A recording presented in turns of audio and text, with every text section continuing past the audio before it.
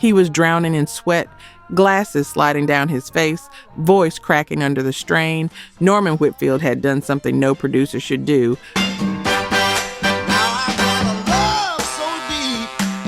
Number 12, If Only You Knew by Patti LaBelle, 1983.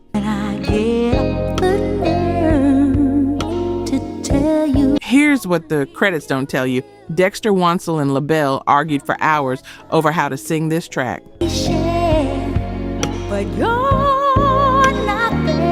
She wanted full-throated power. He insisted she smile while singing because her vocals were clearer when she smiled. How much I do. The compromise created magic. Soft verses building into a soprano explosion.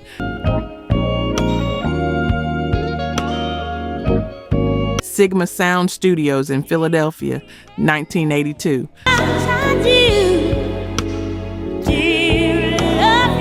Though it sat shelved for over a year before release. Strings sweep and shimmer while LaBelle's voice moves from whispered longing to unleashed heartbreak.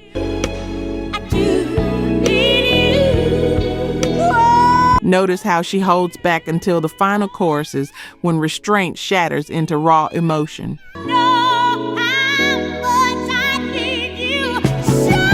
4 weeks at number 1 R&B in early 1984.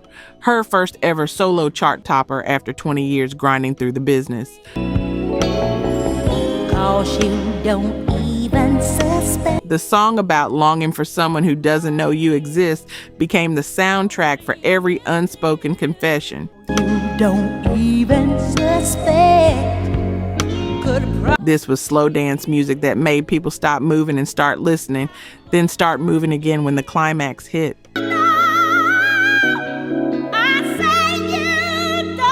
From that restrained intensity, the next track takes us to when a man rebuilt himself in real time before 14,000 witnesses.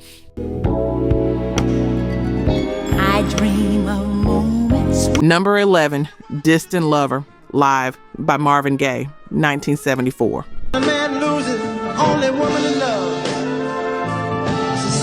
Stage fright had paralyzed him since Tammy Terrell collapsed in his arms. So many miles away. January 4th, 1974, Oakland Coliseum, Marvin Gaye facing down his demons in front of over 14,000 people.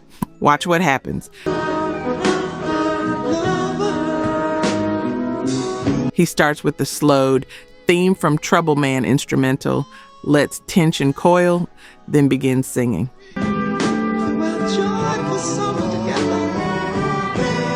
Female audience members scream so loud the microphones catch every desperate note.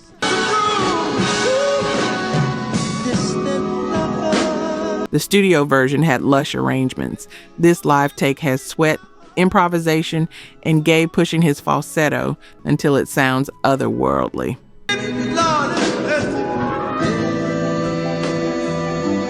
Catch the moment near the end when he stops singing and the crowd takes over. That's communion, not performance.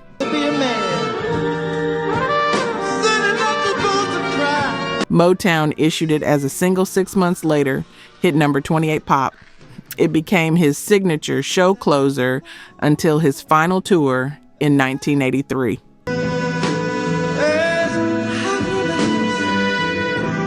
This was concert hall confessional that sounded like the entire audience was inside Marvin's chest, feeling his heartbreak.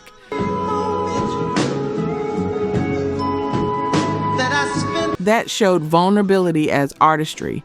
But here's where raw joy erupts from 5 sisters nobody knew existed.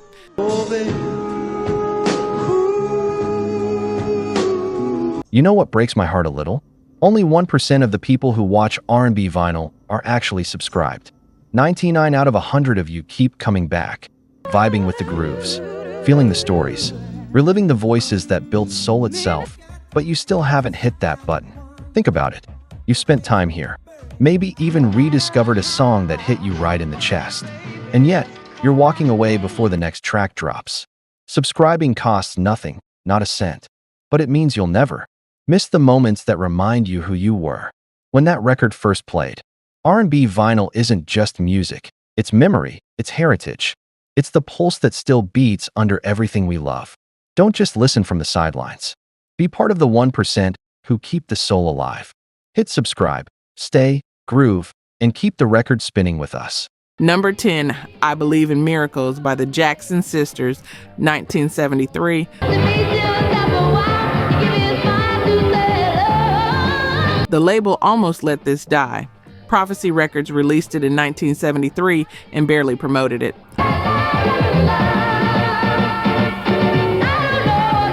The song vanished.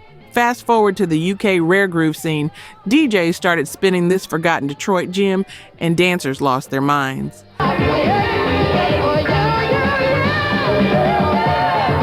That orchestral fanfare opens like a movie premiere. 5 sibling harmonies hit I Believe in Miracles, Baby, I Believe in You. With so much sunshine, you can feel warmth through speakers.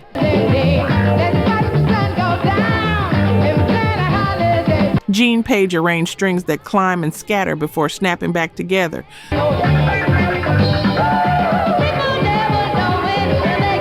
The groove stays loose-limbed, keyboards splashing color between vocals. When they sing about believing, they sound like they're convincing themselves and succeeding beautifully.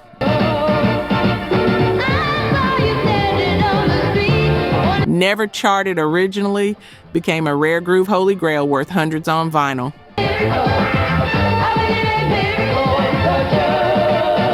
Their only album barely saw distribution.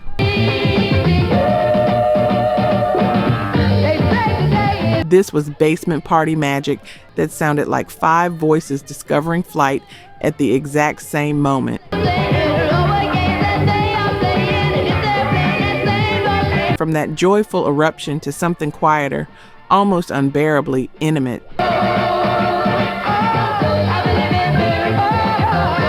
Number 9, Precious Words by the Wallace Brothers, 1964.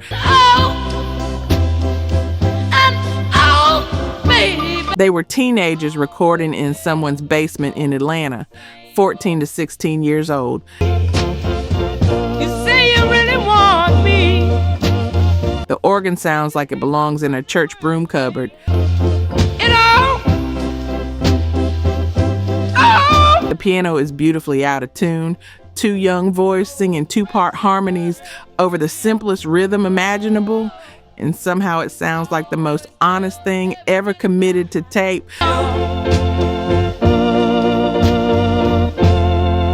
Cousins Irvin Wallace and Johnny Simon calling themselves the Wallace Brothers. But I love to hear. Their second single spent 6 weeks on the Cashbox Black Survey, peaked at number 31. Those precious words that I love. Russell Sims distributed it after Nashville DJ John Richburg played it on WLAC.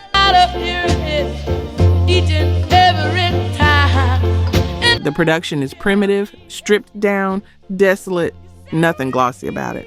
Just raw teenage soul recorded with whatever equipment they could afford. But I'm getting sick and tired of hearing it. This was deep, southern soul that sounded like 2 kids whispering secrets they weren't supposed to know yet. You say you can't do without me. And those are the... While they kept it minimal and pure, the next artist took Heartbreak to the dance floor. And oh, baby, those... Number 8, Let Me Down Easy by Betty LaVette, 1965. Is wrong.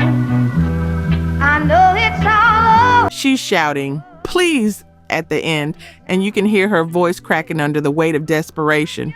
That's not acting, that's Betty LaVette at 19 years old.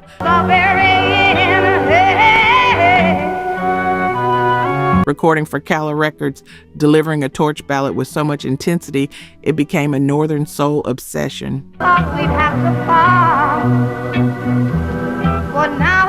Nagging syncopation, astringent strings, a stinging blues guitar break cutting through the arrangement.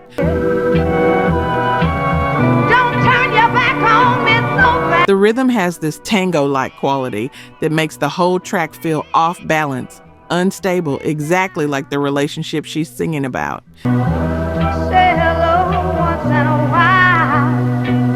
Notice how her voice soars one minute, then purrs the next. She's working every corner of her range to make you feel the ache. It was so nice to never. Hit number 20, R&B, became a staple on the Northern Soul scene decades later, where collectors paid serious money for original pressings. Promise that we'd still be friends. This was pleading set to music that sounded like someone clinging to the last thread before letting go.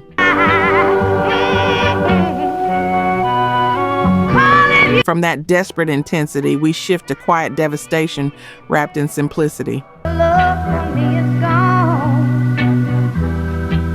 Let me Number 7, Ain't No Sunshine by Bill Withers, 1971. Ain't no sunshine when she's gone.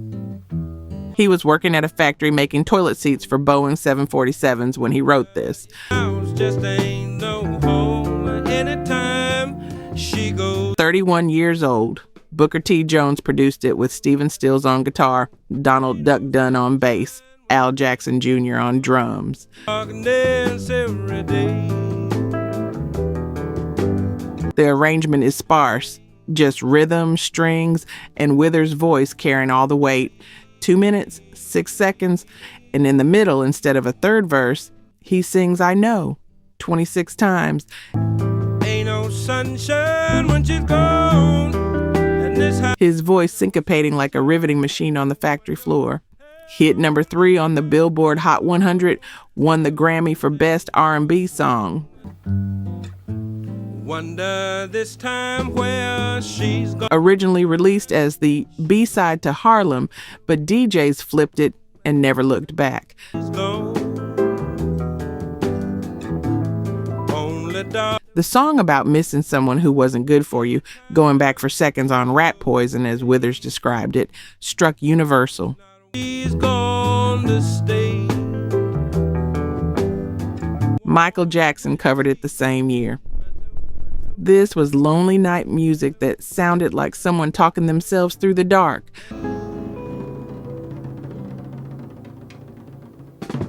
While Withers kept it minimal, the next artist took intimacy to impossible heights.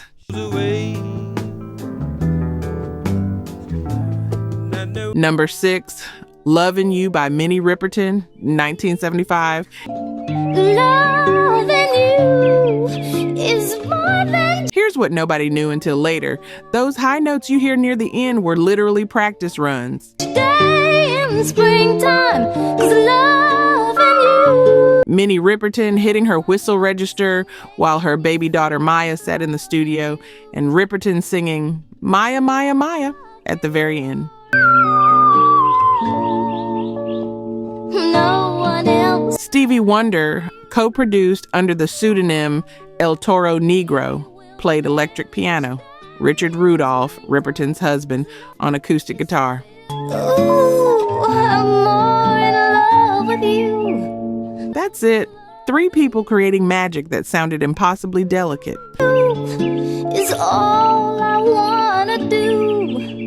The original single version was just those 3 elements before remixes added ARP string synth later. And every day of my life is filled with love. Radio stations faded it early because they thought the repeated Maya sounded like religious chanting. You're beautiful. And every day of my life Hit number 1 on the Billboard Hot 100 in April 1975. is out of loving you. 5-octave vocal range on full display. And every time that we, ooh, I'm more. Those stratospheric leaps weren't showing off. They were expressing something beyond words. I'm shining through. And every time that we, Epic Records almost moved on after 3 failed singles from the album. la la la la la la la la, doo doo. This was love letter music that sounded like someone singing directly into your ear from another dimension.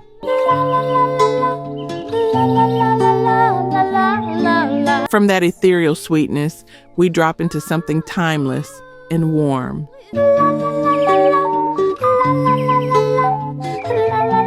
Number 5, My Chérie Amour by Stevie Wonder, 1969.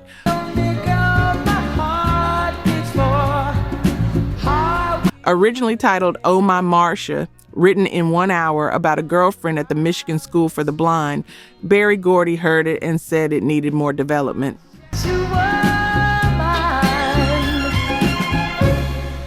Motown songwriters Henry Cosby and Sylvia Moy collaborated with Wonder. Moy came up with the French title reminiscent of the Beatles, Michelle.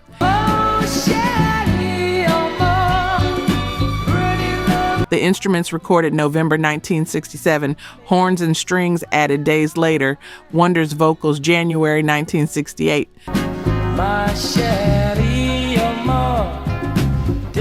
Then the song sat on a shelf for a year, released as the B-side to I Don't Know Why in January 1969.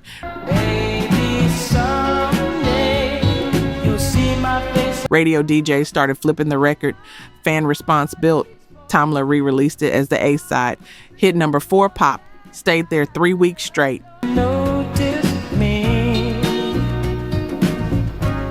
The song about longing for someone who never notices you, distant as the Milky Way, captured the ache of unspoken affection.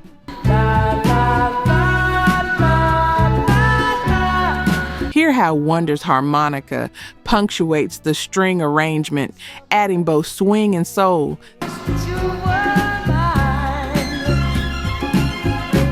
This was unrequited love music that sounded like standing in a crowd, hoping someone would finally see you. While Wonder kept it gentle and yearning, the next group turned smooth into sophisticated. I've been near you, but you never... Number 4, Shining Star by the Manhattans, 1980. Right here where you are. Gerald Alston and Barbara Moore wrote it. Norman Harris and the Manhattans produced it.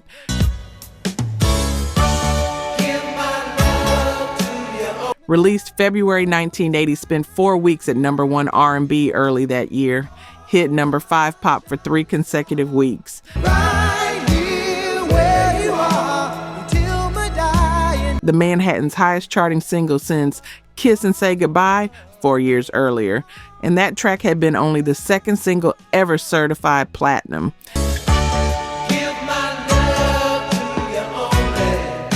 This was Philly soul at its most refined.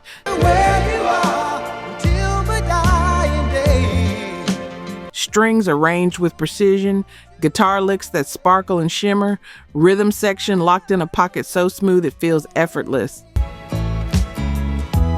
don't you realize how you hypnotize? Austin's lead vocal glides over the arrangement with that signature Manhattan's elegance.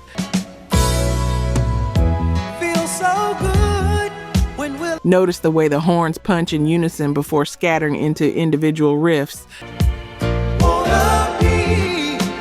Right, the track builds gradually, never rushed, letting each element breathe.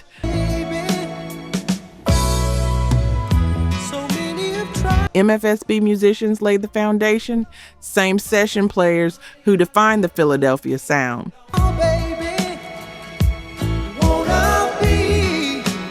This was grown folks' music that sounded like champagne poured over silk.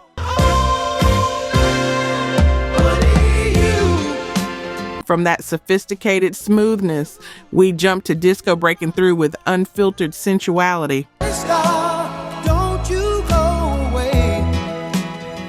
Number 3, More by Andrea True Connection, 1976.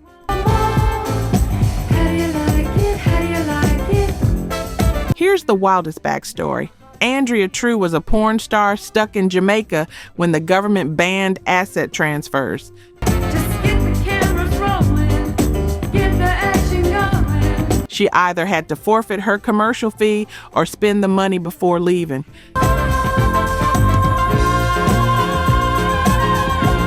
She called producer Greg Diamond. They recorded this with local musicians, handed the master tapes to Federal Records to settle unpaid session costs. Cameras rolling, get the action going. That demo found its way to Buddha Records, who released it to discos. Early 1976, it exploded. How do you like your love? Diamond said, "You can do marvelous things with tape delay," when asked about True's limited vocal range.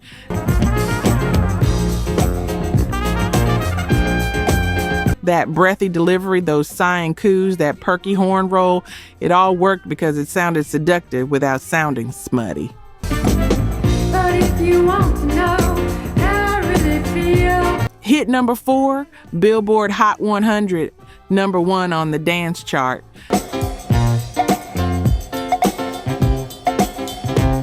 The lyrics, "How do you like it? How do you like it?" with cameras rolling became impossibly suggestive given her background. Get the cameras rolling, get the action going. DJs loved telling listeners about her past. This was club floor music that sounded like exhibitionist ecstasy wrapped in innocent disco shimmer.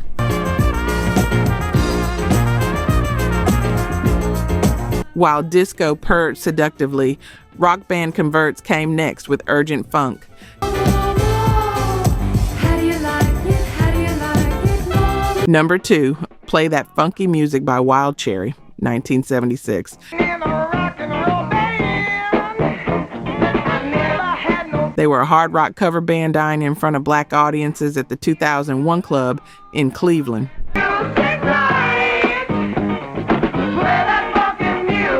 Disco was dominating. After one brutal show, an audience member shouted, "Play some funky music, white boy."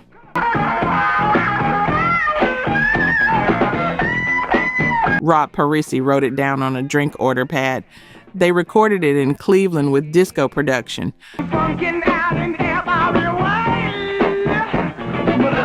Drum and bass mixed way up front. The band worried about the lyrics. Parisi insisted.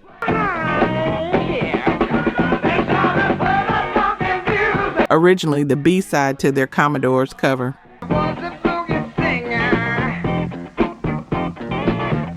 Label owners heard it and flipped it to A-side status.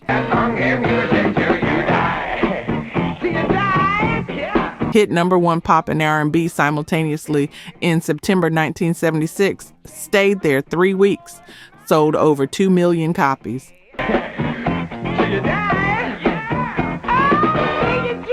That guitar riff opens with swagger, horns punch with precision. Parisi howls about playing the funky music with self-aware humor. Billboard named them Best Pop Group of the Year.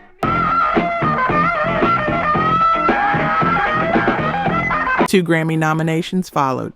This was identity crisis music that sounded like a rock band surrendering to the groove and discovering themselves.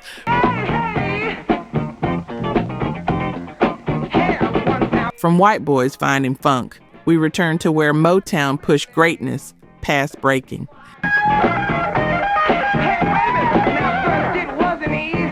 Number 1, Ain't Too Proud to Beg by The Temptations, 1966.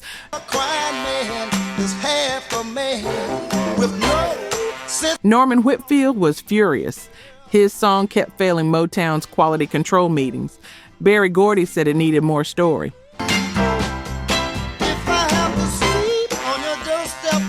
For the third version, Whitfield did something radical. He arranged David Ruffin's lead vocal just above his actual vocal range.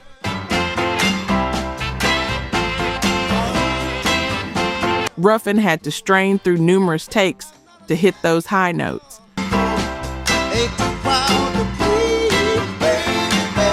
By the end of the session, Otis Williams remembered Ruffin drowning in sweat and his glasses all over his face. But Whitfield still lost. Let your friends laugh, even this I can stand. Smokey Robinson's Get Ready got released instead. Gordy promised if Robinson's single failed to hit top 20, Whitfield's would be next.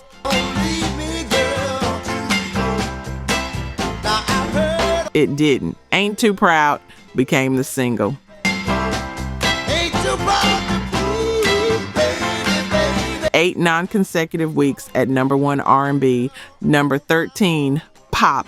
Beg, plead for your sympathy. I don't mind, 'cause Those hey shouts weren't studio singers. They were neighborhood kids pulled off the street. night and day, just to keep you from walking away. Ruffin's voice cracking under the strain stayed in the final mix because that pain sounded perfect. It keeps you from walking out that door. Ain't too proud. This was desperation music that sounded like a man willing to crawl through broken glass for one more chance. Don't